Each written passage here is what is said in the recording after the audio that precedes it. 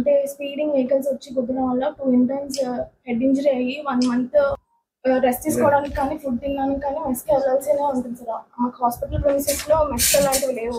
In case మేము మాకు bike parking కూడా వేరే చోట ఉన్నాయి సార్. ఎస్ఐ గారు, సిఏ గారు మీ స్థాయిలో దీన్ని చేయొచ్చు కదా? పోలీస్ ఉన్నారు సార్ అవుట్ పోస్ట్ లో, బట్ ఒక 4 మెంబర్స్ ఎమ్మెల్సీ టైంలోనే వచ్చి నోటీస్ వెళ్ళిపోతారు సార్. క్యాజువాలిటీలో మాప్ ఆఫ్ పీపుల్ మా మీదకి వచ్చినప్పుడు we can't even resist them sir. అంటే వాళ్ళు వచ్చి మమ్మల్ని అటాక్ చేశాక మేము పోలీసుని పిలవాలి, అప్పుడే ఎఫ్ఐఆర్ ఇవ్వాలంటే ఆ లోపల జరగాల్సిన డ్యామేజ్ ఆల్రెడీ జరిగిపోతుంది సార్. జస్ట్ బికాస్ మాకు ఏమీ ఫిజికల్ డ్యామేజ్ అవ్వలేదు కాబట్టి, ఎందుకంటే నా మీదే అటాక్ అయింది సార్ ఒకసారి.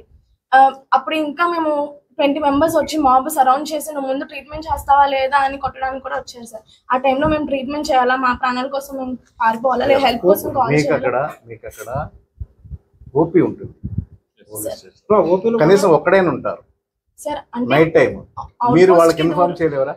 సార్ అక్కడ నుంచి ఇక్కడికి మన వార్డ్ లో ఉంటాం సార్, ఓపీలో ఉంటారు పోలీస్ ఆఫీసర్ వాళ్ళు 24 hours మన సర్విలెన్స్ కెమెరాలు వాళ్ళ దగ్గర అవైలబుల్ ఉండవు.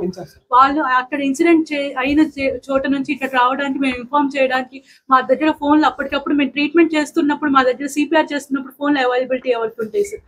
అది స్టాఫ్ సీసీ కెమెరాస్ తో సర్విలెన్స్ చేయాలి సార్. మన హాస్పిటల్ ఇంటర్కమ్స్ లేవు అసలు లేవు. మీరు ఒక ఇలా అలార్మ్ సిస్టమ్స్ లాంటివి